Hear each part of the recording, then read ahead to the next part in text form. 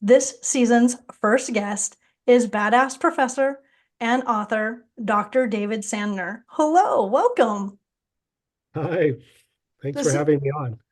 this is so cool. So, Dr. David, to let the listeners know, Dr. David Sandner, it's kind of weird for me to say not Professor or Dr. Sandner. So David, I have to get used to calling you David Yeah, because please do. I'm no longer your student. Yeah, it's just a reminder to my students that I'm going to grade them. That's what that's for. So I'm not grading you. No.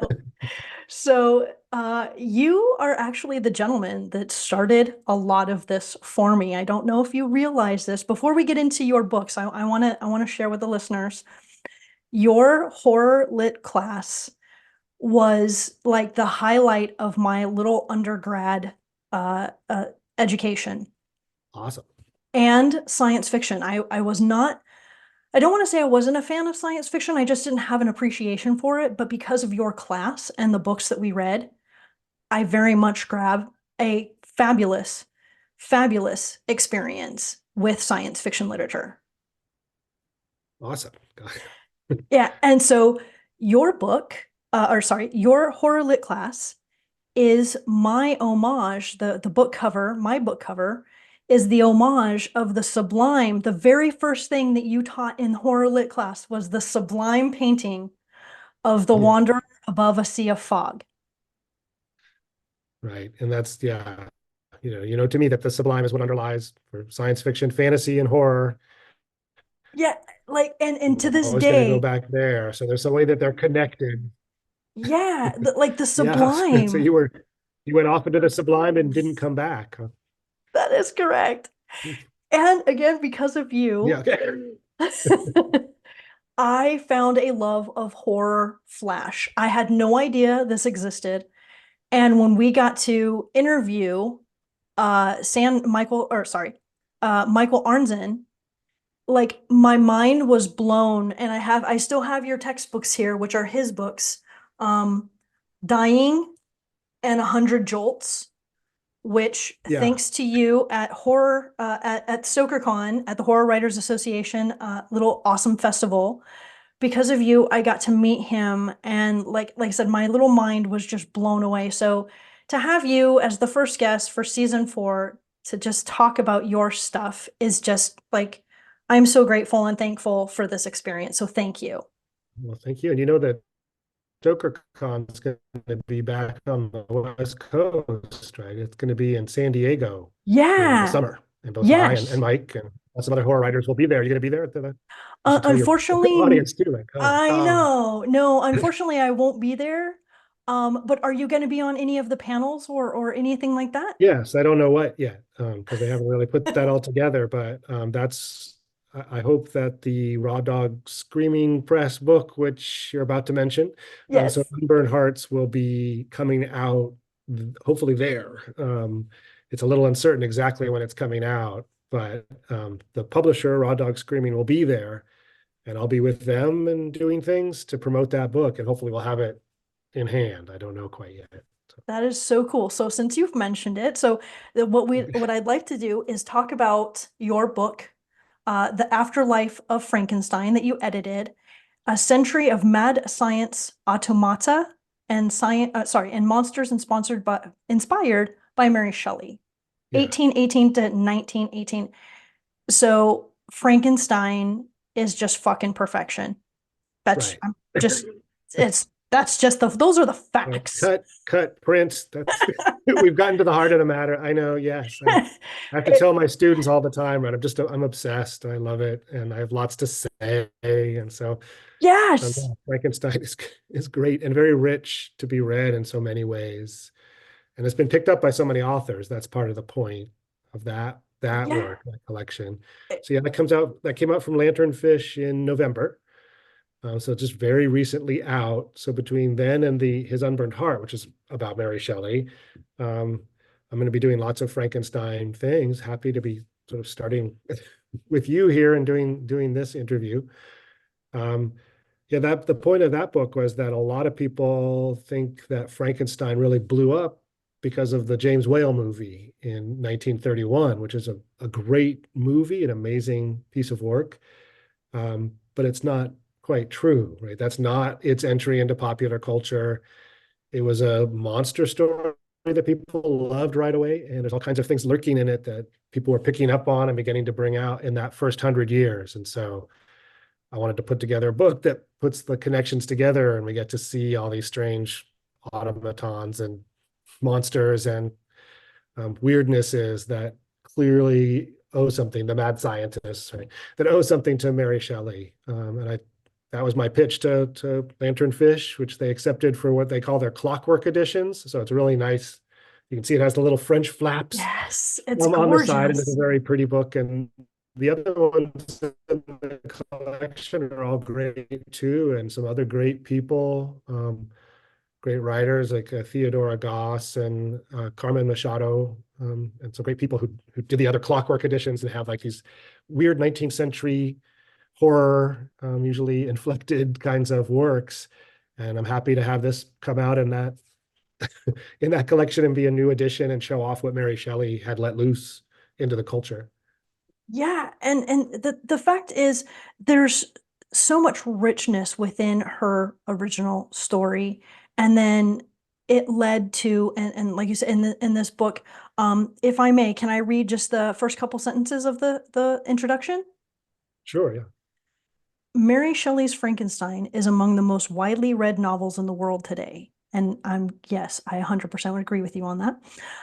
And its influence on current literature and film is immense. Yes, I was reading this and I was like, yes, Dr. Sandner. Yes, Dr. Sandner. I am hooked. And then, however, though the novel is 200 years old, its current standing as an undisputed, quote, classic is a more recent development of perhaps the last 50 years. And then you go on to, talk about the feminist scholars and things of that nature. Yeah. But like when we read it so I had read it, on my own as a teenager, Right. discovering, after Edgar Allan Poe and all of, when you first discover horror. And Yeah. we're gonna I Cool want to things to know, read. yes, I would love to know about your childhood and horror and things of that nature, but I want to tap into this first.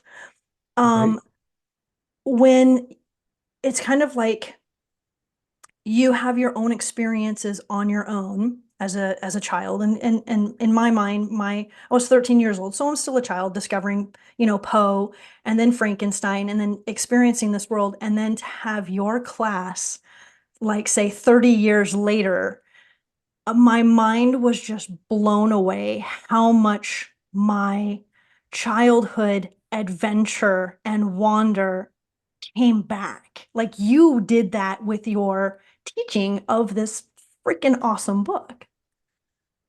Yeah, I mean it it served, I think, for a reader as a monster story. And I've got nothing against monster stories. I love them, and it's a great monster story. But I think when those feminist scholars went searching, there was a question, so talking about the 1970s and then the 80s and after, that scholars were looking then to say, the common line really, I mean, through the mid 20th century was that women did not write as well as men, right? This ridiculous kind of thing, and various misogyny type reasons to try to throw out there like this isn't, well, where are they? Where are the women writers? It's like, well, okay, let's go look. And Frankenstein was certainly one of those books, a book by a woman that was being well, read a lot. But also, I think as they turned more and more scholarly eye on the book, it just kept rewarding looking harder at it. She had so much to say as a woman who was the daughter of a feminist and Mary Wollstonecraft, who's ahead of our time as well as her own. And she knew it, but writing a book all about men, right? It's all about these men. So it's about toxic masculinity. She wouldn't call it that, of course. That's a very recent term, but that's what it's about. She's looking at them and she's looking at what men do and the power they have and how it works. And it's a very, very sharp commentary on men, by this woman who's paying very close attention and knows Lord Byron, of course, and her own husband and Percy Shelley.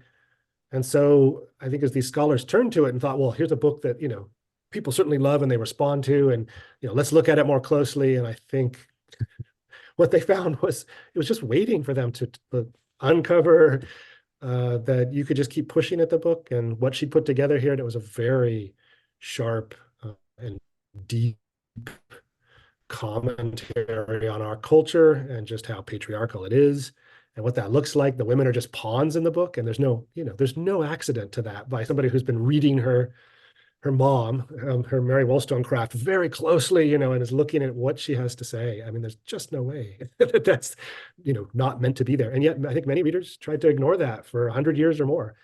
And so that's part of it. It's right, that to look at it again, to pay more closely attention to it, only rewarded people. And then they're like, did I discover this? I'm like, I think Shelley was way ahead of you. And she put these things there, and she realized that lots of people just weren't up to it, to reading it at the time. And yet it fueled the story and it gives it depth. And I think people felt it. And many readers and many writers who write their own things, I think, realized things about the story and loved it. But many people were just like, oh yeah, good monster story. But now it's sort of like classic, read in college, and it gets wrapped up in with the Norton anthologies and stuff. Like it's one of the most popular of those. And it's like, of course it is, and it's because it was weighting. It has a kind of richness, that is helpful in classes. It may not be the only thing about literature that's important, but when you're teaching, you want a book you can, that's why Shakespeare has been a good choice. It's rich with characters, and there's lots of ways to look at them. And that's certainly true here. The more you kind of look at this and you're like, oh yeah, that works. So there's been a lot of commentary since in the last 50 years. And I'm happy to add this book, which looks at how people were paying attention to things, even in the first 100 years, even in the 19th century, when we think they kind of weren't. They could see things in the book. So yes, Frankenstein, great. It's part of my career arc here. So Absolutely. So how old were you? When was the very first time that you read Frankenstein? wow, I don't know. It was certainly, because it's been, I think through my life is been an increased growth in attention to the book and the reading of the book and the reading of it in academic spaces. But it seemed to me I knew it before reading it in college or something, because in high school I was heavily reading the science fiction and horror and fantasy, and Frankenstein was part of that. So somewhere in there, but I don't recall. Now I have so many different editions of it on my shelf.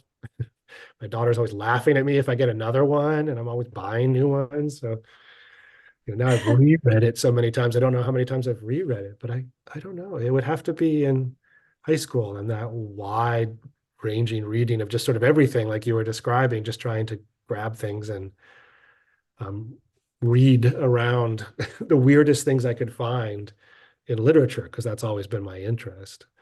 And Frankenstein is real weird, a real confrontation with just this weird creature, not quite human, and yet more human we feel than Victor.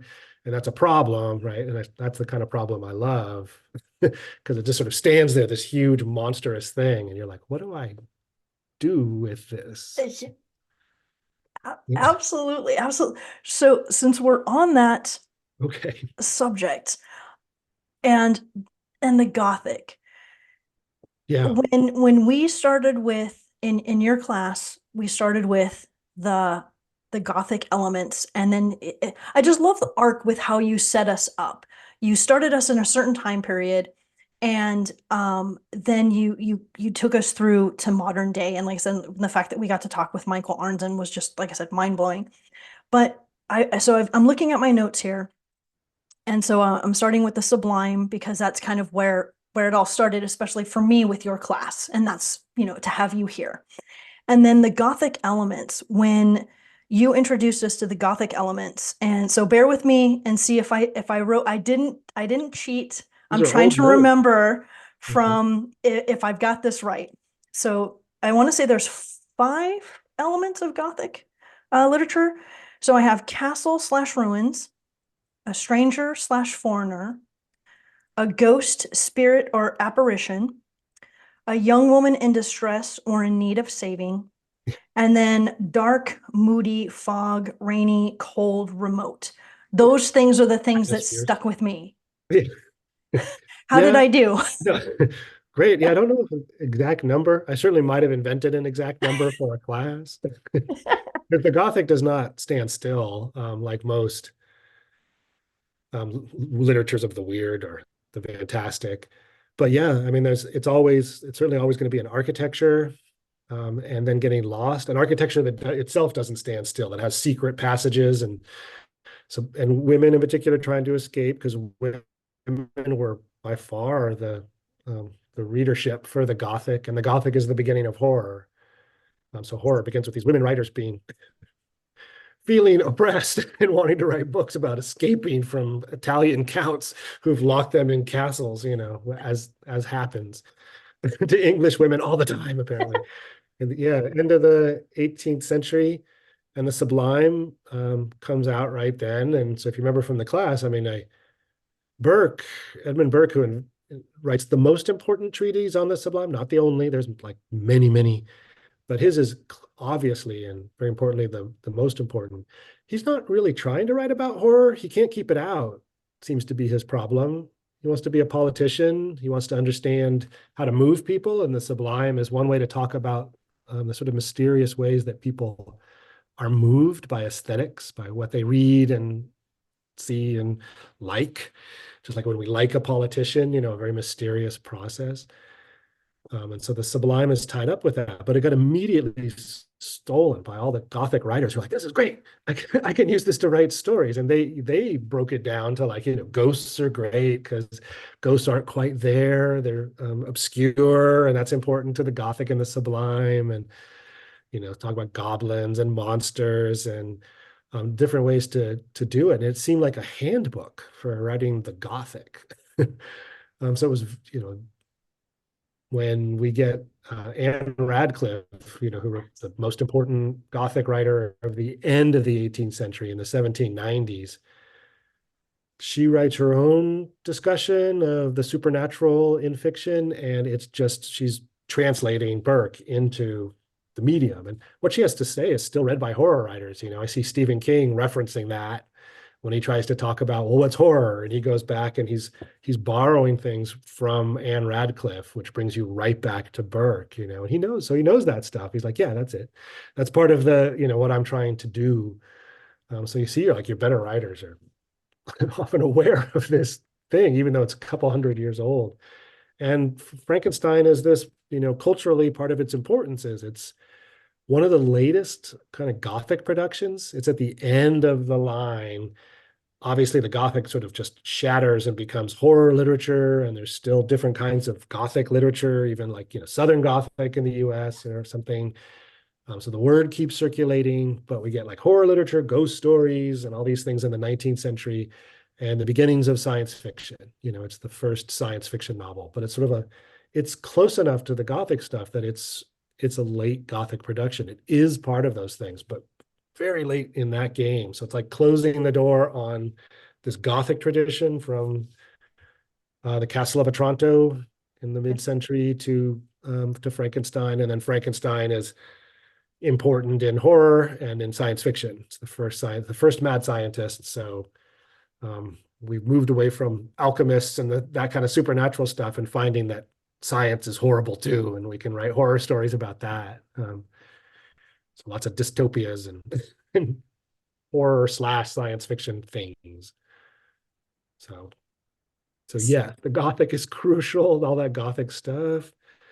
And yes, you've named certainly lots of the things. It's about atmosphere, as Poe will tell you, right? It's about atmosphere, one way or the other. Even when we move it away from all those Gothic houses and castles and all that business, the atmosphere remains, so the setting remains so Yes, important. absolutely. Speaking of science, Yeah. uh, Philip K. Dick. Right. Uh, I was blown away when I found out that he was a Fullerton. Uh, this guy had such a prolific, uh, so many writings that were turned into movies, and I Yeah. had no idea. I just, I remember like discovering him, so to speak, in your class, in the science fiction literature class, and then realizing all of the things that he had done. And then also to find out that he literally was in the neighborhood. He Yeah. grew up in the area. Well, he And lived the then, last 10 years of his life there is the thing. He because of an English professor before my time, who unfortunately passed away before I came there, he moved to Fullerton, like right there, because of Cal State Fullerton, the last 10 years of his life. So he lived them there. It was pretty productive years, pretty happy years of his, up through, coming to Blade Runner, which is a Frankenstein analog. So just with that just coming out, he saw an early version of that. So it's really important time for him. He grew up mostly in the Bay Area, the other part of California. But yes, his papers are at Cal State Fullerton. Which you were involved in getting the Philip K. Dick section, right? At the library? Well, I was helping to promote it. What actually turned out to be true is that this Willis McNelly, who was the English professor before my time, but kind of had my position and was interested in science. He left all these classes on the books about science fiction and fantasy and horror. It's because of him those classes were there, which I'm grateful, because otherwise I would have had to fight with the administration, about, no, students would love it. But it was all just sort of sitting there that no one told me. I showed up there and nobody told me what was in special collections. And it was moldering away when I finally did talk to special collections librarian that, it's new people now. But there was just one person. She wasn't really an archivist. She was doing the work that she could do, and I appreciate that. But she wasn't actually like, it was, how much do you have, to take care of these things? And she had nothing. She said, nothing. I have nothing. So she couldn't buy a plastic sheet to put, we have pulp magazines and Philip K. Dick papers and the Frank Herbert papers, now that Dune is coming out, and astonishing things, that are just part of literature and Americana, the early versions of Fahrenheit 451 by Ray Bradbury, and it just goes on and on. And so I got a clue, but only after a couple of years of being there, that I should go check out special collections. And I walk in and I'm just like, you have what? It's just a little dark room and there's nothing here. So I sort of realized that part of my life could be well spent trying to promote this collection. And so it's in much better shape now, and it's a lot of other people involved, but I can take a part of the credit, like, that I set it on a path to be like, we should all pay attention to this and the administration should care. And so that's why I like doing the Frankenstein meme sort of business. So doing a big 200-year anniversary of Frankenstein, doing a Philip K. Dick conference. I've been doing these things that draw things out of special collections, and the zines to the future, and looking at the old zines from the 1930s, right back to the beginning. And so we should look at these things. We should put them on exhibits and show the students and show the administration, is what I'm also doing, and try to get, some money and attention. And it seems to have helped. And they realize, like, more people seem to be using the collection, and it does have more steady. It has two people now working in it. It has a director and an archivist, and they're trained in what they do. And so, yeah, when I first walked in, I was both just my lower jaw on the floor that this was like sitting here all for me, and that probably somebody had hired me because I could talk about and deal with this stuff, but nobody decided to tell me about that. They just made those decisions. Were like, oh, that guy, as opposed to some other romanticists. They're like, oh, let's choose this guy because he can also deal with all that weird science fiction stuff and the horror stuff. And that'd be good, but then, well, okay, then send me a memo, I'm supposed to go look at it. But when I did know what it was, and so I was the right person at the right place, and they had put me there because of it.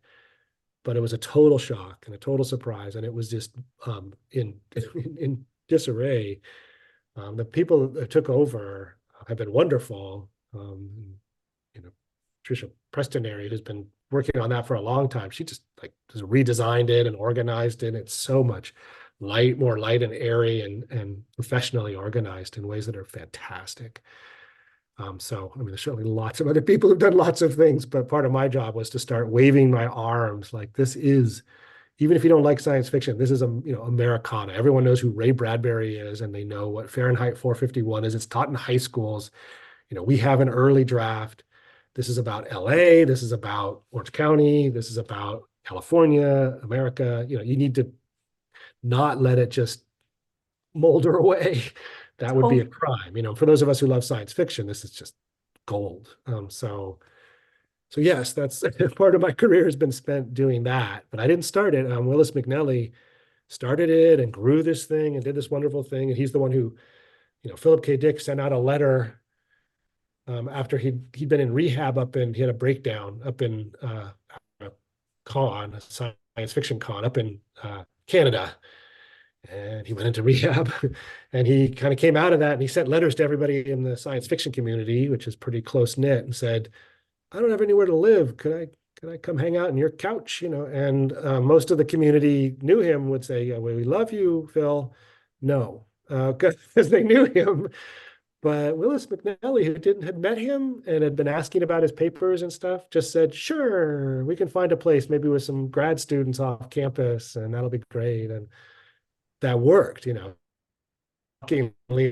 was like great answer. He moved down to Orange County and he had again, it worked well. Even like he moved in with students for a while, then had his own place just a couple blocks off campus and gave his papers into special collections.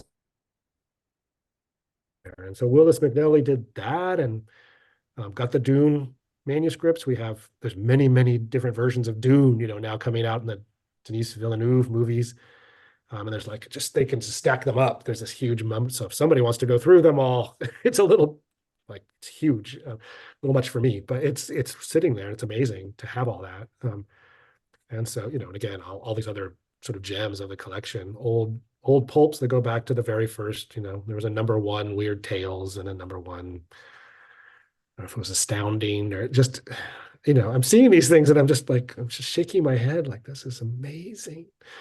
So the Weird Tales stuff, of course, is crucial to the horror stuff. If you like that, you can always go back to the Weird Tales. That's where H.P. Lovecraft, of course, was being published. But all the other major writers in horror, that was their magazine. And it predated the science fiction magazines and was so important to pulling together American horror. So you can just go through one after the other, and there's just these amazing people in them. And we've got a lot of that stuff, at least a lot of the early stuff. It all sort of cuts off in the collection when it was no longer being grown anymore by Willis McNally. Until now, when I've tried to do things that have kind of grown parts of the collection. So my work right now has been to, the new collection is that there's a U.S. Latinx science fiction collection, because there isn't one anywhere, as far as I know. And when people ask me, like, how do you know that there isn't another one? I'm like, show me. And if there is, I'll just welcome it. That would be fantastic. But there isn't one. Nobody's been able to, I haven't found one and nobody. So I keep claiming that until somebody tells me otherwise. So we started the first US Latinx science fiction to try to talk about after Afrofuturism, which has now gotten itself well launched and embedded in our culture. And in Black Panther has its movie and everything. So it can, be a big pop culture thing. All these other kinds of literatures, especially by people of color, are bubbling up and creating their own sort of genres, right? Like Afrofuturism has a history you can now study that, going back through Octavia Butler and Samuel Delany and into the past, even Du Bois writing stuff and things like that. And now that's happening around this Latinx science fiction. And I'm trying to get us in on the ground floor to buy things on that and sort of in the same way that just putting things in a place, when Willis McNally asked for the Philip K. Dick papers, nobody else really wanted them. Now he's a major American writer and anyone would love to have them. I'm betting the same thing in this kind of growing areas that if you just buy everything that's coming out in that right now, it'll be on the ground floor of something in the future and just wait 30 years and look back and you'll be like, oh, that stuff's amazing, and this writer's become so huge. And so we'll see. So I try to grow the collection that way, but of course we don't have deep funding. So we can't go to collectors and buy, expensive items or anything. So we could never buy the things we now have there. Absolutely. I don't know if this is going to show up but I have Yes. my Love and The Rocket. Rockets. Yes, we have It's them all in there now. This is from 1981. Actually, it was signed in 86 by both of these guys, and then I had it signed again when I went to my first Comic-Con. I Aren't they brought the like, same book, and they were like, "Holy crap, that's the original!" And I was like, "I have had this." My mom didn't understand why I was reading comics, I was let gonna say she alone, didn't try to throw things away or something, did oh yeah, she made you? me, and I did. And then I went back and bought them back. Um, because she just didn't understand. She was like, "Why are you 21 years old buying comics? Like I don't get this was before I An left for the Air investment. Force." And she just didn't understand. I was like, Mom, you don't understand. I'm like, this type of comic, and this was back when in 91, when I bought that, I was 21. And I was like, you don't understand, Mom. No one has ever done a comic like this. And I knew that back then. And then she was like, "Yeah, no, you're going off to the Air Force. You need to get rid of this stuff because we're not taking it, whenever you come back." And I was just like, "Well, this sucks," because Yeah. I couldn't keep it. I couldn't take it with me. So I did. I sold it to this little comic book store that I bought it at. And then I was like, "I'm coming back for it. Just hang on." And so I did. I bought I bought it To again. make a little profit and get it But I all was done. like, yeah, I was like, you just gotta help me out, man. I was like, I just gotta help me out. I was like, I'll be back for this after basic training. So, but the fact that, um, Love and Rockets, what they have done to the comics with their Yes. characters and what they've done. Real quick, we're going to get cut off in 5 minutes, so Okay. maybe we should save this for the next segment to deep dive into Love and Rockets. The But we've brothers got Hernandez, who, yeah, from Oxnard. yeah So yeah it's a sort of futuristic Hopper's Oxnard. 13.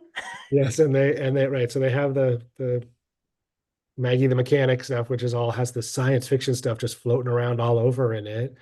But they just bring it in really naturally to the sort of the weirdness of this comic. And yeah, it was totally groundbreaking as it's the queerness of the comic, especially in Latinx spaces. So to bring that in so strongly, Yeah, and the it's punk really rock. groundbreaking and really great just to bring it Yeah. in so many ways. So yeah, so yeah. Totally, totally. So I still have a couple more we still need to get to your Unburned Heart as well. So let's see. Okay. So Philip K. Dick. I'm just gonna check off a few of these things while so Things you we wanted to chat about, huh? Okay. yes, this is what I wanted to chat about. We did talk about The Wanderer Above Sea Fog. I do want to talk about the funeral of Shelley, that painting as well, which leads to his Unburned Heart. Yes. So we've got a couple things here. I'm just checking off things to make sure that I don't forget a few things that I would like to discuss with you. So how about this? Let's go ahead and end this section and then we'll pick back up. So give me about 5 minutes. It has to convert and do all kinds of stuff. But Oh like I yeah. said, all you have to do is just click on the same link and we'll be right back on Want me to to pick up. wait 5 minutes and then hit the link? Is that I can send you a message on Instagram to let you know when I'm back online if you want to do okay? that. All right. Does it sound good? Okay, Sounds so good. I'm gonna go ahead and stop this now. All right, so we were talking about Love and Rockets and what the brothers have done for the comic world, the Latinx. Now, I wanted to ask you about your students, being a former student. What has been their reaction to, say, the Philip K. Dick papers, the Latinx? Like, what has been their response to what you've been doing at the campus? Oh, well, generally really positive. I mean, it seems like students really like it when they find out things are real, right? It seems so far away. The literary world seems to be far away. I mean, the campus is only whatever 60 years old or something, and so that we have a literary history and that we have these sort of things is a surprise. But I'm hoping it makes the world seem closer in. The biggest problem students have is imagining themselves outward into the world. Being bold enough to do it is part of the problem. And so I hope things like this sort of help make it like, we have these things here. You can change things just by doing these sorts of projects. That's what I'm doing. I try to just be very sort of straightforward and honest about what I'm doing and sort of why I'm doing it, and that their attention is welcome, that the more attention it does, here's why they might want to be interested. So certainly not everybody is. Some people are bewildered by me. They think in like what I'm doing, which is okay. But many are really excited and sort of see that, again, I hope that what they do is more projects like that for themselves, you know. Our culture is pretty hard on creatives. They never get to be first in line to get paid for stuff. And so it's hard when you want to be creative. How do you make money from it? How do you continue keep going? Obviously, academia was a way for me to get a steady paycheck and a healthcare and things like that. That some friends who are just completely writers, you know, don't have a hard time accessing. But I wanted to have like, you know, I also have this in the sort of academic side. I was always going to do some kind of intellectual projects. Um, this academic stuff is now, once I got tenured, especially, I was able to really turn and just do one after the other that were very much just things I was really interested in that I thought were really important. And I try to convey that to students, like, do that, you know, find things that you're really interested in and put yourself in. And it's hard to make them work, you know, so just keep going and do new ones. And life can be both very long and very short. It can, it goes really fast sometimes when you look back and you're like, oh my God, that much time has passed. But if you're not doing anything, you're just sort of sitting there. It can be very boring. Our culture does not, you know, they just try to do lots of flashing lights or give you a phone and you're just supposed to look at that forever. But if you really want to think about things and think about the world and how strange it is or weird it is, which I do, there's a, there's a lot to think about and do and study and work on. And it's exciting. And I love to see other people doing it. So I love it when students do something serious and take off. And then, you know, they come back with something that they've actually thought about. And I'm like, oh, thank God. You know, I have to grade it. So please think of me, you know, and he's like, this is great. You know, I love that. So that's what I hope they get out of it. I don't know that they always get that. You can never quite tell. It's one of those things that only much later, right? So you're like stuck with it. You still find yourself doing stuff long after the class and you're, are people going to remember? Or they just totally forget, you know, like, God, that was weird. You know, like indigestion you had one day. Now it's gone. I never have to deal with it again. It's like, okay, good. No, you and your class left a a mark in the best possible way. So as a child, a 13-year-old in love with the weird, the dark, you know, the Poe, and then, you know, Shelley, and then discovering, you know, other things on my own. Punk rock was like, you know, my weird world. And then, you know, I joined the military and then I did corporate and then I always knew I wanted to get a degree in literature, but I just wasn't quite ready for it. And this is going to lead to a question to you as well about your path. But this is where we're connected because of your class, because of the horror flash, the introduction to this subgenre of horror. My mind was blown away and opened, and I had no idea that flash horror, horror flash, was so like just brilliant. You could be so sick, twisted, and demented in just a few lines. And then there's micro horror. Now there's micro horror. And I'm just like, wow. Like just blown away. And you know, so my questions to you is, you know, did you always know you wanted to be a writer and or professor or both? Like what led you on this path besides reading those tales, you know, in Yeah. high school? Yes. I didn't know exactly how it would play out. In terms of being a writer, though, I mean, I love the stories. I wanted to tell some stories of my own, which is part of what I'm doing. But I mean, you know, there's so many ways to be a writer, as I was sort of suggesting with, I think creatives, because I think it's true of music, right? It's terrible. I think they get treated worse than writers. Even, you know, dancers get treated worse than everybody else. I think, you know, they burn out really quickly, and then next, you know, all that work that they did, and they never seem to be, you know, we're never first in line if you're on the creatives side of it.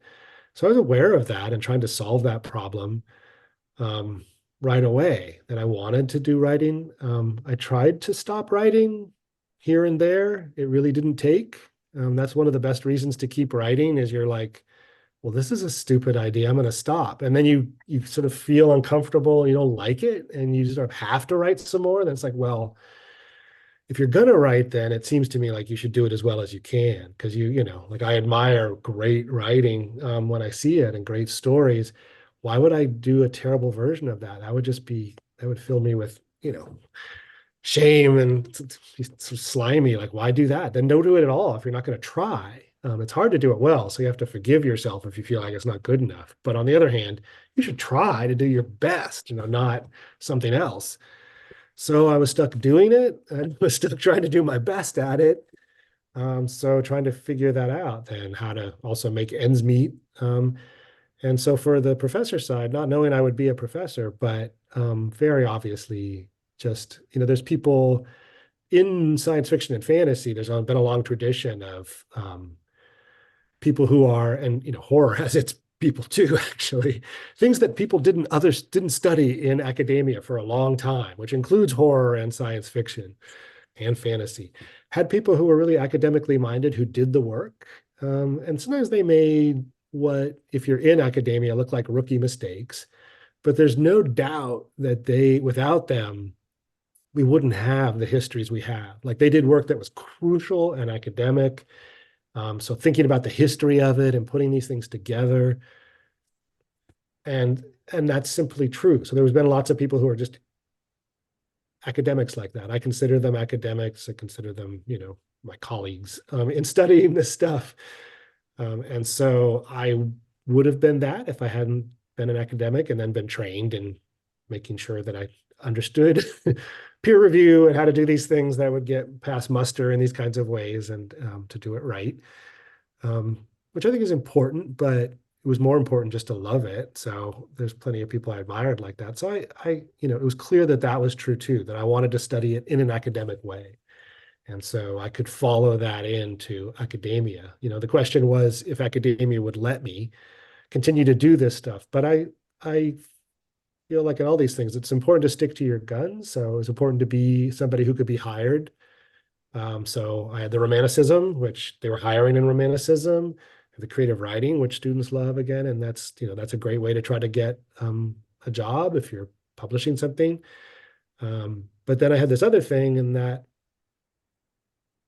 they don't know in academia, that didn't make much sense to them. But on the other hand, right, it got me this job because we had the things in the library. And so they're like, well, he seems to be a reasonable, sane human being over on this romanticism side.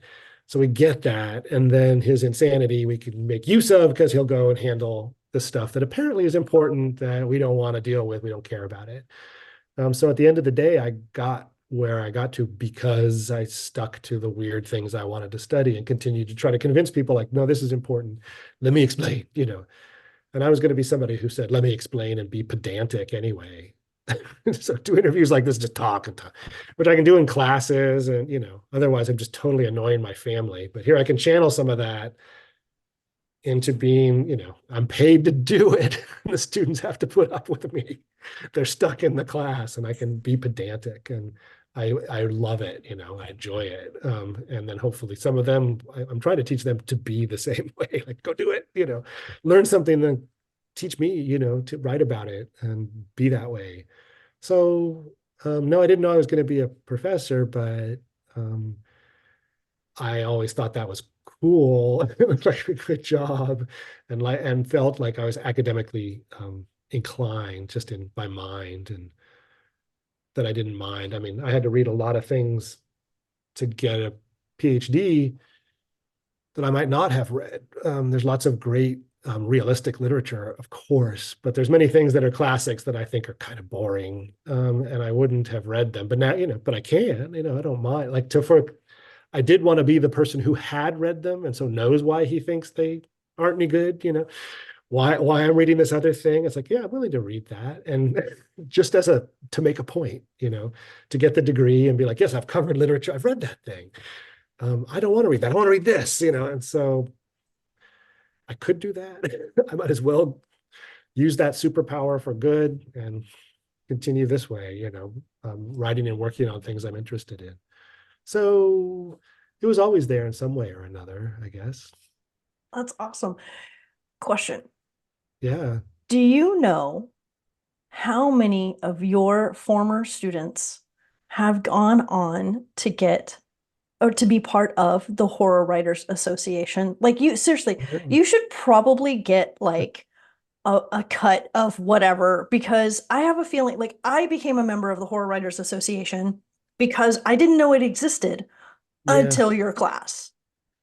Yeah, Like, people often just don't know these things are out there, like these yeah, professional with all the with a whole community of people, who are talking and interested in this stuff. And yes, like this is my tribe. Like yeah, I felt like when you, so this was way after your class, and when I was trying to figure out my path with, what am I going to do with my degree and where am I going with my life? And then fast forward, I don't even remember the very first Stoker Con was in Vegas, I believe. I saw it like on social media or something like that. And I remember, oh yeah, Professor Sandner had mentioned Horror Writers Association and how cool is this? And then I think I was going through their photos and that's when I saw Michael Arnzen and I was like, holy crap. I was like, what is this world? What is this? And I unfortunately couldn't go because my wife at the time, she was sick. And so I just remember thinking, gosh, I can't wait till the next one because this is going to be so cool. I can't wait to go. And then unfortunately, I did go, but it was literally she had passed away 1 month prior to that. And so I had already purchased tickets. So I took my best friend. So that day that I saw you, and you saw me, and I was standing outside of Michael Arnzen's panel waiting to go in, and I had my textbooks, which I have here. I still have my textbooks, and I don't know if you know this, but like I said, it was 1 month into being a widow, and I was just distraught, sad. Like it was like the shit of the shit. I'm not gonna lie, yeah, right? But because I had your textbook and because I highlighted the crap out of it in colors, um, Michael had signed this book, Highlights for Satan, and it made me laugh like I had not laughed in a long time. And so this book, 100 Jolts and Dying, which he signed both of, and then the photo that I have of you and him is like literally one of the biggest highlights of my day at that time because it was literally the lowest point of my life at that time. it's so amazing that his books are just so funny and strange that he would see himself as like coming at a moment like that, such a serious moment for you, that it would be an answer. But it is in a way. It's just so strange. It's hard to, once you've heard him read his horror, he writes these horrible, horrible things, but then he's laughing when he's reading them. You can't get that out of your head, dude. You can never read anything by him again without being like hearing his laugh in there and just being like, whatever it is, it's not as serious as you think. It's a joke on it. Mortality is some kind of joke on us, and here we are. And he Yeah, seems like to write about that. He dying. and I went to graduate school. That's how we met. No, I did not Yeah. know that. So he had, his book, his first book had come out before that. So he was doing horror things, but when you're doing your graduate work, you're kind of out because you're too busy doing all that stuff. And so he was there a year ahead of me in the program, but as soon as I realized, oh, here's somebody I should go bug. And so we became like office mates and would just talk about the Sublime, and the uncanny was his thing and the Sublime was Yes. mine.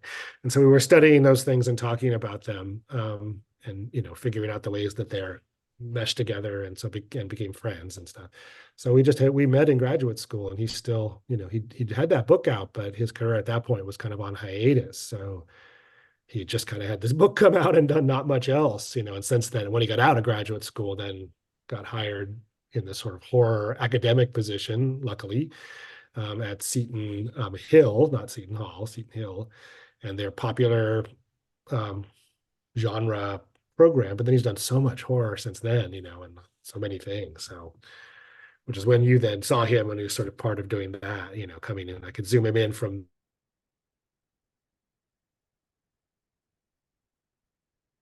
Oh, um, I just lost you there for a second. um, Sorry.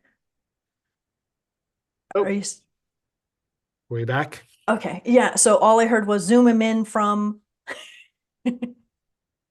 Yes, well, from there. So from Seton Hill, he Yes, was, as yes. he's been part of that for a long time. Just like I've been at Cal State Fullerton for a good long time. So, but we knew each other before all this and for a long time here. So, and he's done, yeah, so many great things, including all the, he began to do all those projects with all the small micro. It began with sending out postcards even before the internet stuff, and and then became, that the internet and small things kind of works out, and so That's that is so cool. And like I still have your textbook, Dark Descent, from the horror literature class. And yeah, that's a good one. a few of my science fiction ones is still somewhere. I don't know. I've moved quite a lot, and books, unfortunately, are the I hold on to the ones that I really don't want to let go of. yes, but a lot have to go. A lot have to go because they weigh a lot and they take They up a do lot weigh of a space. lot. The David Hartwell collection is a good one up to the years that it stops, right? So from the beginning to there, that's like the best. A lot of time has passed since then now. So you have to do things to cover all this extra time. But Dark Descent is a good job. It's so big, so it's able to. Yes. Yeah, It's huge. you I can read remember it when cover you to assigned cover it, in I one was go. like, oh my God, what is he trying to do? I know, but there's more there to read then after the class. Totally, totally. Which brings me to the next questions. Let's get to know you a little bit more. Let's shy. I'm not going to shy away from the academic stuff because I think it was very important.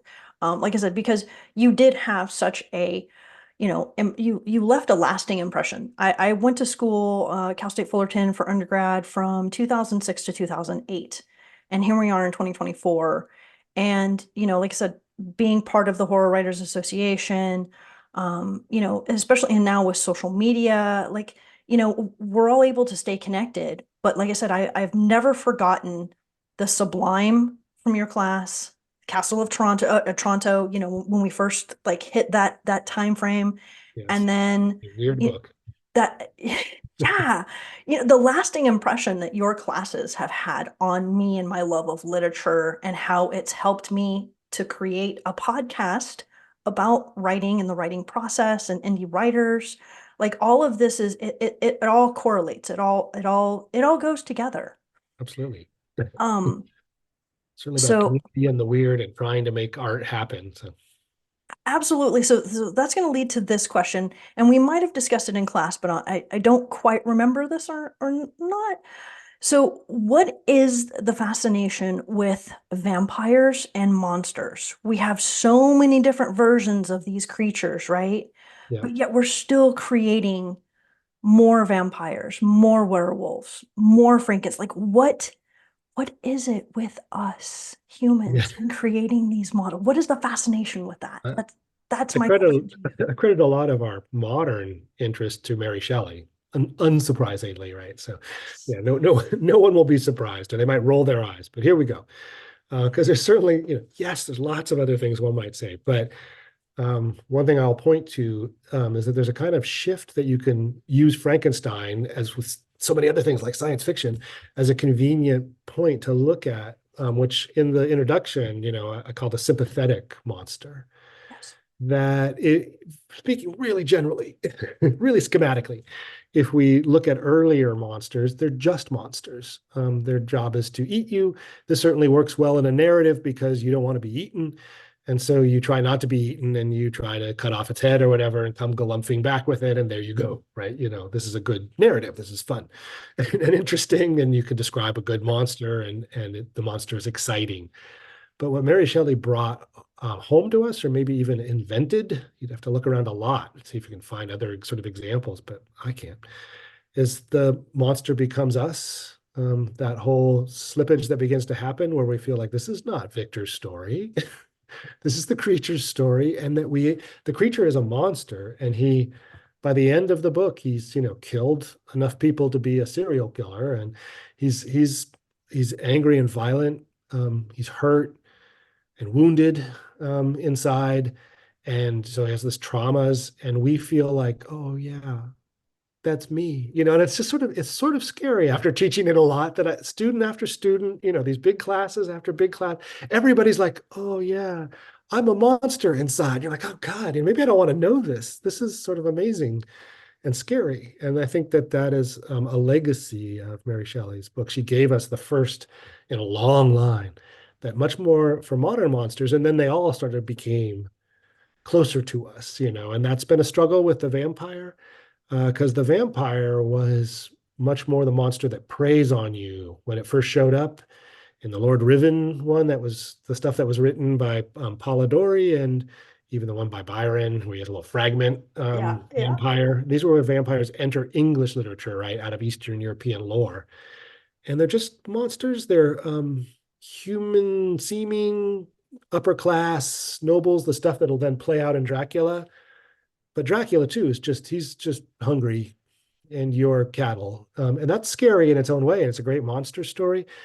But all the sort of, oh, we love him, and the fascination was sort of sneaks around in there, but is strange until we get to like Anne Rice, who really gives us that figure, brings that figure closer to us. I mean, it was available because, it's Lord Byron. It's all based on Lord Byron. So's Victor. So there's a way in which talking about vampires is talking about Frankenstein, because Lord Byron is the paradigm for all of this. And so you don't understand Byron. He seems too far away from you. He's too strange and aristocratic and above you and knows too much, and is so unutterably cool, and all these things pass into the vampire. But he was a human being, and there is the fascination with him and a sexual desire that's all around Byron. And so that gets expressed fully by Anne Rice, and then afterwards by the Twilight thing. But we don't have to make that. It's not first. Anne Rice is first. So Yes. shut that off. Yes. And Rice Absolutely. brought it closer. But by bringing it closer, she kind of brings it closer to the ways we begin to feel for the creature, or werewolves then become lots more people telling stories about werewolves where we're the main character and we're a werewolf and the problems of that. And Mary Shelley was first, and that's been really important in modern culture, because one reason Frankenstein appears where it does is because of the forces that come in culturally that sort of surround us and control us, which includes, capitalism and the Industrial Revolution, which is why it's the first science fiction book. Somebody had to write one. Excuse me. And democracy, and have being somebody who has to vote and has all this pressure on you. The king's not going to decide for you. You have to decide for yourself. Who are we, right? What are we as human beings? It's a post French Revolution book, because it's questioning humanity, because humans are new kind of at that moment. About 250 years ago, human beings had to suddenly, all these people who before could just be like, well, God decides, divine right of kings, I don't have to worry about that. And now it's like, you do. You vote for the leader of the free world here in the US, so good luck. That to have that be like a monster is that we're worried about it. We're worried about who we are.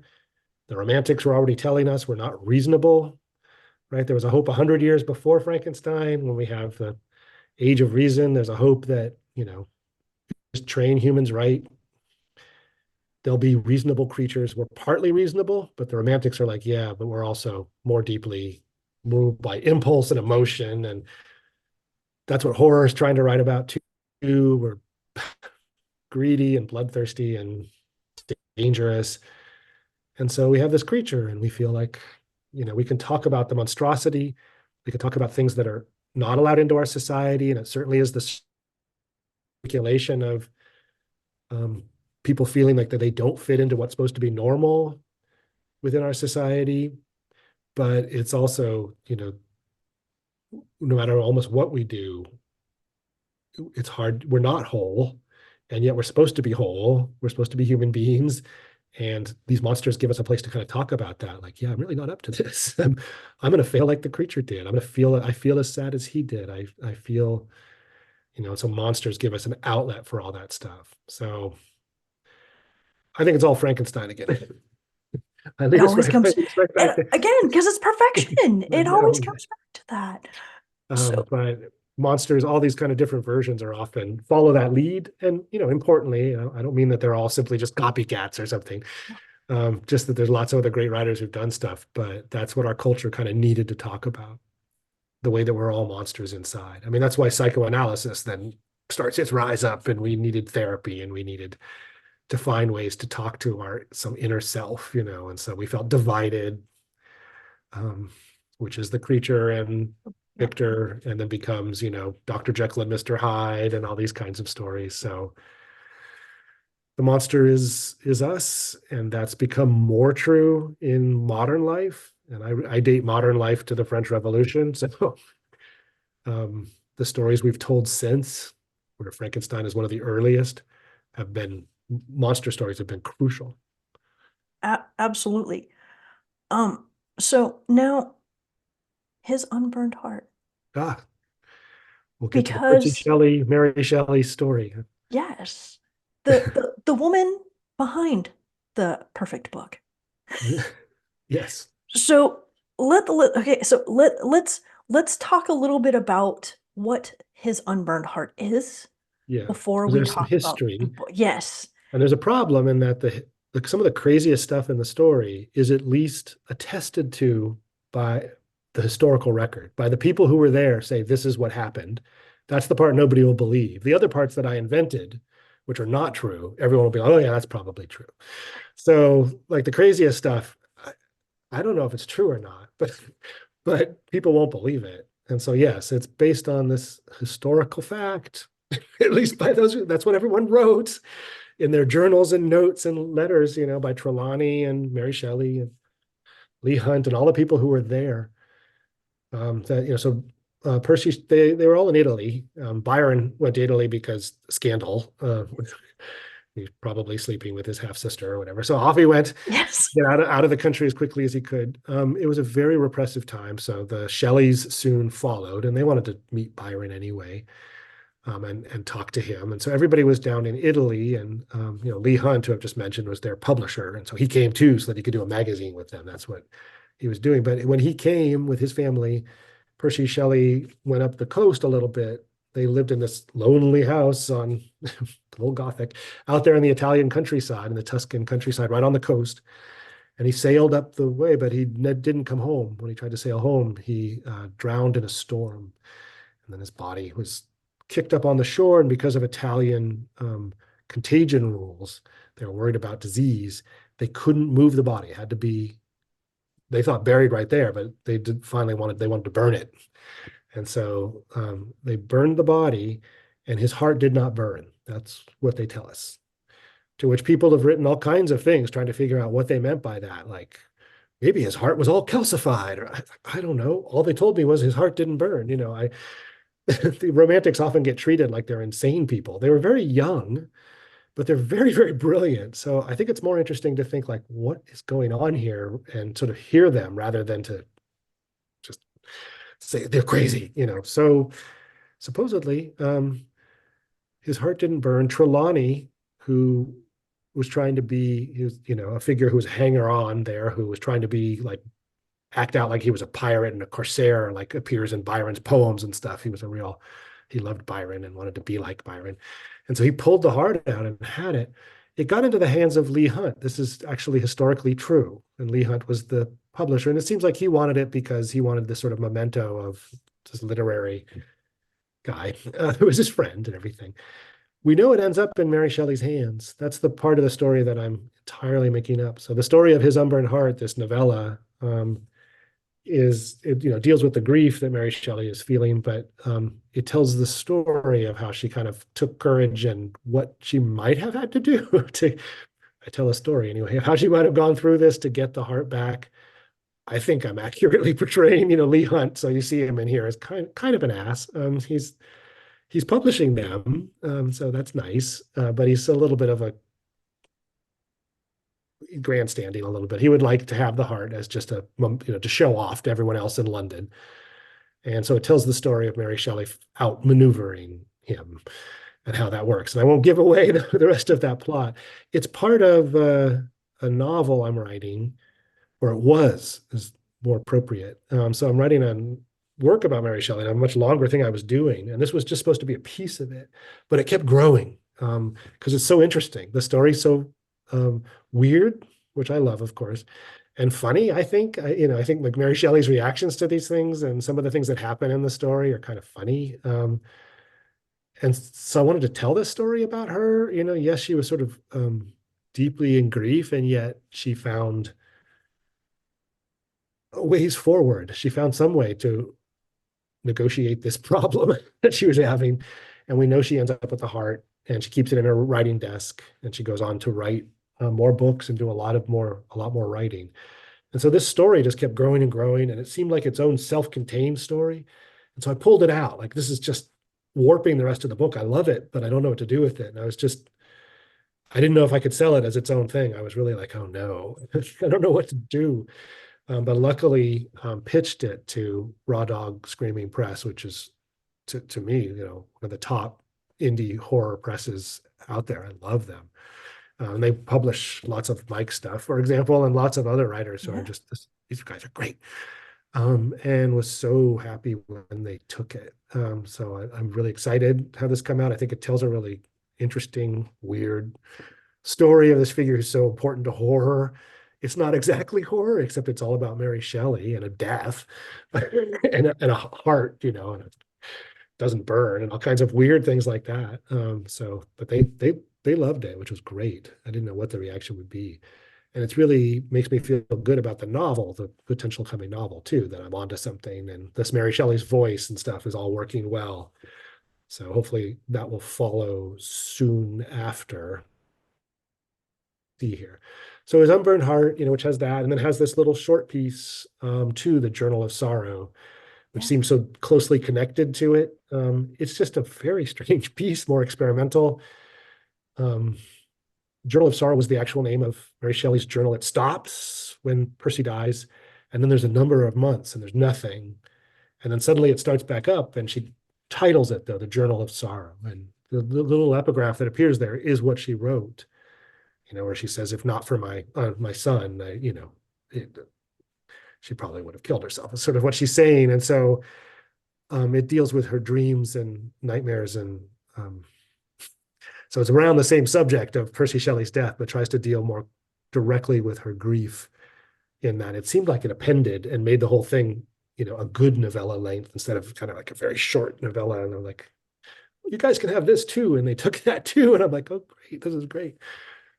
So I like the two of them. I'm really excited to see what people think of it when it all kind of comes out. And since it's coming with the Afterlife of Frankenstein has come out, and this collection of the first 100 years and works the writers have done, and now this coming collection, I'm sort of deep in the Frankenstein stuff, which is I'm happy to be in such a place. So yeah. So you got a copy and were able to read it. So that was good. What I did you make? thoroughly enjoyed it. The second I started reading it, the language of it, I felt like I was transported back into time just by the prose alone. Like I just literally, I was sucked right in. I was like, this It is was good because freaking that's the awesome. huge trick, right? That was the huge problem I had was you can't write the way people wrote then.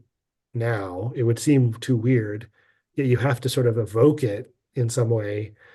So I was trying to do something that is, it's more modern in certain ways that I'm writing, and yet it is having these longer sentences and some things that are trying to evoke some of the ways that Mary Shelley wrote, and the ways people wrote in the early 19th century. Things I like about it, a lot less scenery. Things like Mysteries of Udolpho, the Anne Radcliffe book, right? There's really long periods of like, let's talk about scenery for Oh, 8 pages. And you're like, let's not. What is this? But nobody could travel then. So everybody wanted to read 8 pages of the Alps, because they didn't get to go. yeah, yeah. And there were no photographs, there's no video. But now we don't need anything like that. So I can, be more fast paced in that kind of stuff. And yet I did, I mean, I worked a lot to try to think about the right voice. So yes, there is like some weirdness here that some people won't, I mean, but stories aren't for everybody. Some people might find it feels a little old fashioned, but those of us who love some of those old things, hopefully it evokes it without quite being it. And so, and gives us a voice of Mary Shelley. I was really interested in her and the many problems and issues she faced down. So Absolutely. And for me, I'm gonna use like the best word I could use or describe it would be seamless because I read Afterlife first. So I had literal Shelley because you put in there, you had the yeah, a couple stories. Dodsworth. Yeah, yeah, Yeah. the mortal, like there were several, there was real Shelley in here. Yes. Mary's words in this book. So I went from this book to yours. And like I said, the writing just felt seamless. It felt 100% like that voice. It I hope didn't so. seem uh the best way to a good analogy would be like like if you're driving a stick shift and you shift from one gear to another and there's kind of like this delay and you kind of like jerk forward. There was none of that. That's what I'm saying. It was seamless. It was a smooth transition. It felt like just first gear to second gear, third gear, like easy. Like the language was just uh, I walked away and it was so weird to be in 2024 and I was like in these words, these beautiful words from long ago. That's how it felt. Yeah, I heard, it's for people watching, right? She's telling these stories. It's not exactly clear who she's writing them to. They're sort of like secret journals or, or diaries because she writes these journals. There are pages missing from her journals. And I guess these are those that her family took out, her son, who she talks about in that story. They have one child who lives, right? The Shelleys. Cleans up her reputation in the Victorian era, and that partly meant burning a few pages of the journals and stuff. So Yeah, this is like sort of filling that in. So it's yeah, her voice yeah. speaking supposedly. And so that's, yeah, taking enough courage to do that was an important part of telling this story. So for Absolutely. creative writers out there doing those kinds of things, right? It's like sometimes you Yeah, just couldn't get it out of my head that I wanted to tell this story. And so you have to be brave enough to be like, okay, how to wait for her to start talking to me. Like, please help me tell this story. So absolutely. So, is there ever going to be a course on Frankenstein in your class at your like? Can it go? What? Seriously, I would love to just sit and study Frankenstein 100%. yeah, it probably will be because because I can do all this stuff about all these people who wrote things that are Frankenstein like and sort of discussions then that it helps you read the original text and think answer that. Yes. So yeah, because you'd asked about teaching a class in Frankenstein or Mary Shelley, and then yes, that's very likely to happen at some point because there's so much to do and to work on. And now I have this book too, which I could force on students, but it's about all these other writers who are picking up on what Frankenstein has done. And there's so much to look at. I mean, things are coming out right now all the time, right? Like the Poor Things, and there's a new Bride of Frankenstein that's coming, and so it has a lot of cultural importance right It now, and there's does. lots of different critical approaches people have taken. So I could certainly easily fill a class just on Frankenstein and everything after. So it's Afterlife. So Yeah, yeah, probably. that would be so awesome. That would be so awesome. So I'm gonna ask a couple more questions about you, and then we'll wrap it up. So I don't know if you I drink coffee. Oh I yeah. don't re like how much coffee in a day do you drink? What is your go-to No, coffee? I keep a, I keep a lid on it, but that's the only thing that stops me from not drinking more because I like it, but I'm trying to be good about it because it can, you start to get kind of hyped up, or and then also need it. So that, if you don't get it or something, so if I don't get it in the afternoon, then I'm gonna get a headache or something, and that's not good. So usually just in the morning, really strong espresso done. Usually what they call those, the double risotto or something. So it's usually a couple shots that I'm making it, with my machine, but I'm doing a latte that is really strong. So that's how I like to start the day. And many days, if I'm something like reason I can cheat or go out to a coffee shop, then I'm getting more because I really like it. I like sitting in coffee shops and having coffee. Is is that So like yeah, your, sorry, go ahead. no, go ahead. Are you going to say is that like around writing or something? Yeah, Because yeah, yeah. Is that like your writing spot? Do you have like a specified writing spot time? Like, do no, you, not a time, but I do really like it whenever I can go and get off the campus. And I don't like writing in my office there. It's too, I don't know. I'm too much in the middle of everything. Some writers say that it's like cheating to go to a coffee shop because you're just watching people. You're not actually writing, but I'm actually writing. I find it really soothing to have all these people around me like doing other things while I'm busy trying to write stuff. I find I'm not distracted by all of them. I actually get more work done. So I love coffee shops. The problem is, the amount it costs, and so I don't want to go every day and have that much money going out to it, but it's a real treat for me. Coffee good. So, as the creature might say in the whale movie, I guess. Smoking good. It's whatever it does in the Bride of Frankenstein when it starts speaking. So coffee good. Uh, absolutely. One last question that it just popped into my head as we were talking. Penny Dreadfuls. I completely forgot about Penny Dreadfuls. Again, yeah, discovering those in your class. I actually have a book of Penny Dreadfuls, and yeah, it has Frankenstein in there from 1818. So it starts at that time frame. yeah. But my question is, have you actually watched any of the Penny Dreadful, like the TV show? Like, Yeah. I got off after a while from doing that, so didn't go too far, just for whatever reason. I'm not sure, but I was enjoying it for a while. It was sort of fun, all the mashup stuff. And yeah. yeah, there's a Penny Dreadful in the Afterlife of Frankenstein, the anonymous piece called "The Monster Made by Man," which is just a crazy piece where they make a clay monster and then do some weirdness to make muscles and fibers. I don't know. It's a very, once people try to think through, like, what does it mean to make a creature? Sometimes they get totally off whack. It's a pretty wacky story, but it's a Penny Dreadful. It just appeared anonymously, clearly just a ripoff of the Mary Shelley stuff, via probably some of the plays and stuff that came out first. Mary Shelley's Frankenstein became famous instantly. Yeah, And so the presumption or the fate of Frankenstein being the most famous and the biggest.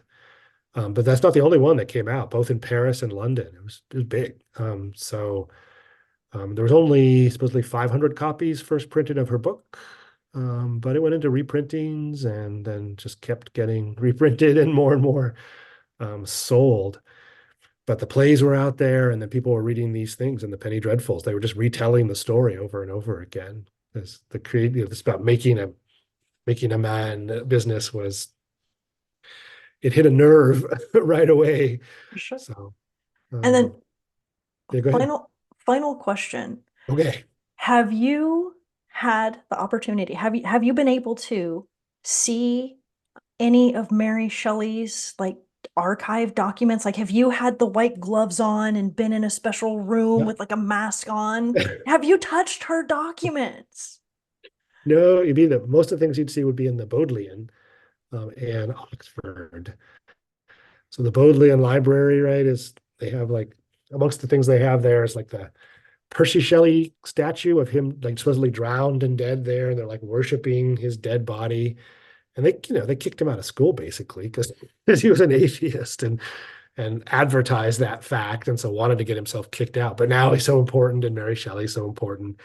So the papers are there. I've seen the things that have been put up out on exhibit. But they have artifacts, some unusual things of some of the Mary Shelleys, like her dressing case and writing things. And so they have lots of stuff that's in there, but I haven't actually. Yeah, you'd have to get a letter of entry, and I probably could at this point, but haven't been there with enough time to and set up. So I've been there at certain moments where you come in and see whatever it is they have on display. But um, no, but I've certainly seen, now you can read the manuscripts of Frankenstein online until that all breaks down, as everything does on the internet. The internet does not last forever. It's just things last so briefly and then they're gone. But there's a scholar, Charles Robinson, who did lots of work on Mary Shelley's manuscripts. And so you can put side by side some of the different versions, and they're all available online. And that's like great. I'm always telling students, like, before you'd need the letter and the passage and the gloves, and you'd have to plane ticket to Oxford to see any of this stuff. It's like right there, and they don't seem to care. But I think it's amazing. Like I do too. this is incredible. That you can at this moment, because this scholar did all this work, and it's all been archived online by the Bodleian, by the British Library, and by like the New York Public Library and the Library of Congress, I think, all together. So these are the like major English literature depositories getting together to kind of have this thing up online for the moment. But things vanish so quickly too. So if somebody wanted to see that, they can see, and they can see what, like Percy Shelley wrote notes and like suggestions and wrote some lines and stuff that many of which she accepted into the book, so you can sort of see that process. And it was not written by him. He is not a good prose writer, really. I've read his novels and they stank. But but yes, they worked together really closely. And so you can see this husband and wife who have this really amazing working relationship, even if not everything worked in their personal lives at all moments. They certainly were. That was really strong, and you can see it in action. But it's still very much her book. It's her novel, but he writes some suggestions on it, and that's kind of cool. And you can see her handwriting too, as she's crossing things out and doing things and writing the thing. So that's all available if you want to check it out. Just Yeah, yeah, I'm put in definitely things gonna go about check it out. Frankenstein and the manuscripts, and you can put in the name Charles Robinson because that'll bring you to the site. So I'm he's writing. all retired. He's not working anymore. I don't think he's passed away or anything, but he did all that stuff about 10 years ago or so. He kind of finished up on that project. Eric, I'm taking notes right now. I'm writing Yeah, that down and I'm going to stick it. I haven't figured out what type of like video I'm going to do for like the promo of this particular episode. So maybe using some of that would be really kind of cool. So the manuscripts and what they look like. yes. And then of course the picture of you and Michael Arnzen and then, us at horror, the Horror Writers Association StokerCon, because, like I said, it's all tying everything in together. And then It is. so I'll push that out too on my social media as much as I can. So the few people paying attention, and I trying to get them to appreciate come listen. I appreciate that. So I'm going to ask you a silly, silly final question. Okay. So Cal State Fullerton already Yeah. has a podcast and it's for students, it's about the school and things of that nature, which totally makes sense. However, my question to you is this: how can we make this happen? How can we make my show or Coffee Fueled Stories podcast, whatever you want to call it, the official literary podcast of Cal State Fullerton? How can we do that? Is that something that we can do? Like, would you be interested in doing something like that? What Like is there? So is where there your students podcast listen to this and they learn more about things. I don't know. literature? I'm Yeah. literally tossing this out there. Just Yeah. it popped into my head. I don't know. What's this other podcast? So there's somebody that's coming out of like communications or something. Yeah, so when you go onto the web, because I wanted to see if it already existed, Yeah. and it does, and it's the Cal State University Fullerton podcast, and it tells about like classes and where to go for things of that. So it's basically how to navigate at Cal State Fullerton, like if you want, information about the school itself. So it's not and my particular podcast is it's strictly for independent writers. Now when I first started it, it was kind of all over the place, but I've Yeah. like narrowed it down. I changed the name, I rebranded.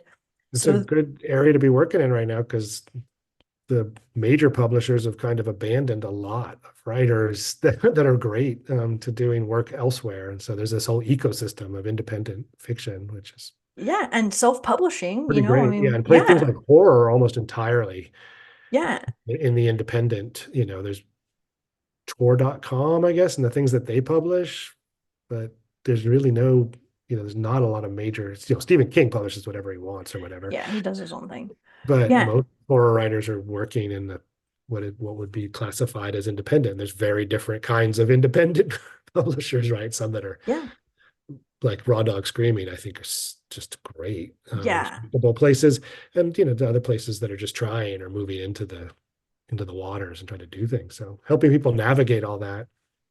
Where Yeah. they, yeah, I don't know. I don't know whether they. Sometimes you run into academia can be political. So I don't know if somebody would defend Ah, themselves and try to be like, you can't have a podcast over there because we have a podcast over here, and we're communications and we're supposed to have podcasts and you're not. On the other hand, that's why I use certainly the word literary literary, right? podcast You certainly push because, you out in the English department. You should. I wonder if there's a way to get people in the English department to notice or who's on line. I mean, there's cases and things where people put out things that are sort of happening, but um, well, it'd I be, was involved with so Lana Daily.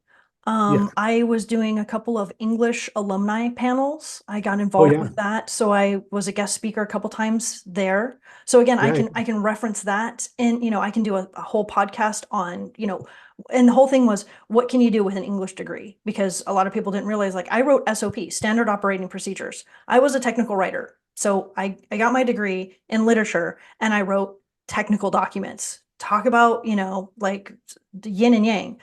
But it allowed me to be creative, and your class had a huge influence. And so I had my love of horror over here, but I got paid to do this, yeah. so but like I said, it was kind of something that kind of came up, and I was like, well, considering I've talked with I have 77 episodes, 14 horror authors. Everybody's been an independent author. Ronald Malfi would be like the biggest, but he started out as an independent author as well. So even though he's kind of a big dog now, he started out as an independent author, and he talks about that, like his writing process.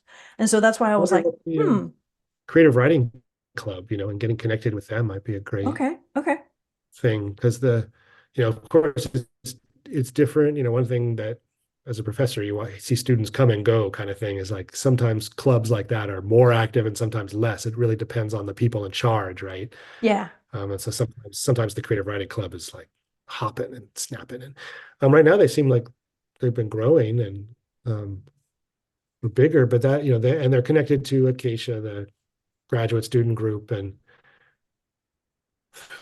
through them, all the creative writing. We have a new creative writing professor too. So now there's three of us because um, Lorena, who's the greatest, who's now our chair. So she's yeah, kind of yeah, busy. She's kind of busy over there. And yeah. so that leaves, it was just me. And that really, since I'm split between creative writing and romanticism, that was not ideal, not good. So we've hired a new person, Brandy Wells, and they just started this last year. And so the creative writing club being kind of connected to all of us who are doing creative writing. And that's the place it sounds like you're talking to very directly as creative writers. And where do you go afterwards, right? Mhm. They could learn a lot by just listening to writers talk about how they did it and where they're going and what they're working on. And I wonder if there's a way to connect that more closely to them and the things they're doing, or maybe that you would visit with them or talk with them in some way, or that'd be the one place to kind of think about and see if there's a way to do some kind of natural connection that would get their attention. Just telling them is one thing, but it seems like a event or something, or I don't know, some kind of way to meet and greet between it. I don't know if there's something you can ponder that too, like something you could do that would be like because I can then help facilitate that, right? But what would it be exactly? Like, you almost think that it would be like some kind of podcast event that just sort of talked about something they were doing or something of real direct interest, or I don't know. I'll have to think about that. But it seems like there should be something there that would be a good way to um, promote it back into this department that you were a part of as a student. And now you've gone off and done this. And these are people who all, there's lots of people always doing creative writing and they're always wondering what to do, as they should, because it's difficult to be Yeah, a creative anywhere in this culture. yeah, yeah. People are trying to crush you and stop you. So you have to figure out how to maneuver and keep doing things and, do things that pay the bills if you need to, or how this all fits together and how to make it pay, because writing can certainly pay. And so they might be really interested. but they're also really busy. That's the other part I Yes, always that remember is, about students, yes, right? So if you just sort of wave a flag or something, they'll be like, "Oh, that's cool," and then never, then they don't come yes. back. And so, how do you do something that's like an event that they do of their own events? That's why like meeting up with the president or something and saying, "Oh, I'd like to do this or do that," would be good. And I've, maybe with Acacia, the graduate students too being involved because that they're might a be, bigger group and there's lots of creative writing people in the graduate program. that might be a good way, because like I know the professors are very busy. Like I said, I was involved with Lana and then Stephen when he took over as the chair. And then I did get the letter from Irina, saying that she's now the chair. Um, but Yeah, I also was involved with humanity. I've done a lot of things with Cal State Fullerton. I've been interviewed for like the road trip, road, and I've done a few like mentoring events. Like I've been interviewed by like some of the students again, how did you go on to do what you did with your degree kind of thing. And yeah, that was in the humanities. So I was connected with the humanities department as well. I can't remember the dean's name now, but I did a thing when humanities was getting the new building. They were showing off their new little building there. So I'm still connected with a few people, but like I said, I was trying to think. I was like, there's got to be a way because you and me and then the Horror Writers Associate, there's got to be a way to like I said, I know there's a way to link everything because we're all there often connected. is. We're all Yeah, connected. And so there's got to be a way to, link up. And like I said, I want to, and even if it's not true, I'm going to say it, David. I'm going to say I'm the official literary podcast of Cal well, State there Fullerton. you go. I would I'm going like to say it. I'm going to say it with need this to be episode. so. So just go along with Well, you can do it just like what I'm doing with the U.S. Latinx science fiction collection, which is like, well, where's the other one? If I'm not it, what is? it. So I'm going to say that Show me. I'm waiting. I'm going to say that because I've looked it up. And as Well, far as I can tell, there's no official literary podcast of Cal State Fullerton. There's a podcast of Cal State Fullerton, but not an official literary maybe like a podcast. mentoring event would be something that would draw like graduate students and the people from the creative writing club too to some kind of event that you could set up like a Zoom event and Yeah, that yeah. can help get you in touch with those people and help to promote that this is happening to other classes and other people too. But that if especially if you've done that kind of thing before, and so the kind of things people would ask and things you can talk about if people are just wondering, that you're out on social media doing all these things. How do you do it? How did you get there? How's it going? Yeah. They wonder and want to know. Maybe that's a good one that would draw an audience. So you have a moment to try to say like, I'm here doing this thing. Let's, I want to talk about literature. Let's, join me in this, be an audience and see what I'm doing. And so that might be a good way to think about it. Okay. I've got that as my notes. That's kind of Yeah. something that I'll like circle back to, but I know you need to go and we've had a long time of doing this, but I Yeah, want you'll to have to say cut it down, huh, too. I'm gonna, How long do you yeah. like to make you want to make it an hour, right? So you're gonna Yes. So we're gonna officially wrap it up now. And I want okay. to say thank you so much for your time. Thank you for Put sharing me your on. books. Thank you for introducing me to the Horror Writers Association and this wonderful world of horror literature and science fiction. So are you up in Seattle? Is that right? In the Seattle area at the moment? Uh, in that area, yeah, yeah, the Okay. PNW. Just because I'm going to be doing things it looks like coming up in the next year, events, and some of them will bring me up and down the West Coast. So I'll Oh, be in very San cool. Francisco next month, for example. Doing so there's events. Those are the kinds of things you should pay. Like SF and SF is a pretty long running thing about like science fiction, but also horror and fantasy. So science fiction in San Francisco, right? So SF and SF reading events and lecture, like the Q&A kind of events. I'll be doing that, but I'm probably going to make my way up to Seattle at some point. So just knowing if you're around there, I'll try to let you know. So in case you wanted to show up or something at that time. So, but Very cool. yes, we'll see. There's nothing planned at the moment except Seattle's a great place for books. So Uh, yeah, yeah. Coffee and books. I mean, come on. It doesn't yeah, get any I'll better be than that. University bookstore there is a great place for science fiction, all kinds of genre stuff. So I don't know if you've been in there and seen just how great it is there, but No, I haven't. I've yeah, if only you been to get into Seattle. central Seattle, then you don't get over there much, or No, I went to Seattle for the very first time in 2011 with my mom, and we were by randomly the Emerald City Comic Con was going yeah, on at the yeah, time. So we were at the hotel with everybody wearing costumes. My mom was yeah, like, "What is going on?" Like she had no idea what was happening. And I was like, yeah. "Don't worry, Mom, it's Comic Con. It's happening right down, right there." And we went by the library. Oh my God, the Seattle Library is absolutely gorgeous. We had to go in. I mean, we didn't get a chance to like, check it out a lot, but it was just amazing to like be there. Like that was Yeah. like one of the most beautiful libraries I've ever seen. There's so many good bookstores. Yes, yes, They still yes. have them. Southern California is kind of a wasteland for that. You just have to go drive a ways and you'll get to some good things. But all right. All right. So on Anyway, that just note, chatting about bookstores. absolutely, hey, that's what we're all about. We're all about books and coffee and writing. The tagline for the podcast is "Go forth and be magical." I would love if you would send us off with a go forth and be magical. Oh, absolutely. People should go forth and be magical. You bet.